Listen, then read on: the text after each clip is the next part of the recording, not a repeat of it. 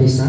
At gusto ko lang po ulit i-clarify sila po ni Pastor sa 2 Corinto chapter 9 ata or verse 7 na magbigay tayo ng naayon sa sarili pa siya natin. Yung hindi tayo napipilitan, yung bukas sa loob natin. Pero yung share ko po sa inyo, manatagpuan sa Lucas 6 chapter 38. Magbigay kayo at kayo bibigyan ng Diyos. Gustong takal, siksik, liglig at umaawa pa ang ibibigay sa inyo.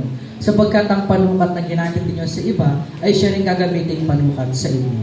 Kumbaga kung ano po yung ibibigay natin sa mga kapwa natin, sa ating Diyos, is yun din po yung ibabalik para sa atin. Kung nagbigay tayo ng masamaang loob, nagbigay tayo ng, sabi ni Pastor, na hindi malinis yung ating puso at isipan, ganun at ganun din yung babalik sa atin. Amen po ba doon? Kaya tayong mga narito na anak ni Kristo, wala naman po dito nun. Amen po ba? Amen. Sige po, tayo po isaglit naman na langit.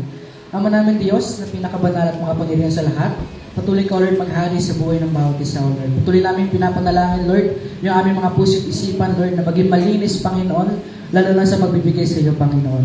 Yung mga sarili namin, Panginoon, na hindi kami napipilitan, Lord. Yung bukas sa loob namin, Panginoon, na nagbibigay kami sa iyo, Panginoon. Ganito, Lord, pinapanalangin namin ang aming mga salapyo, Lord, na malilikap na gamitin to sa iyong mga sa iyong ikalawak ng iyong templo, Panginoon. Ganito sa aming mga business, so Lord, pinagkukuha ng mga personal income. Ikaw ang siyang manguna, Panginoon. Patuloy mo kami samahan, Lord, sa aming buhay. Purihin ka sa katatangin pangalan ng Panginoon Jesus. Amen.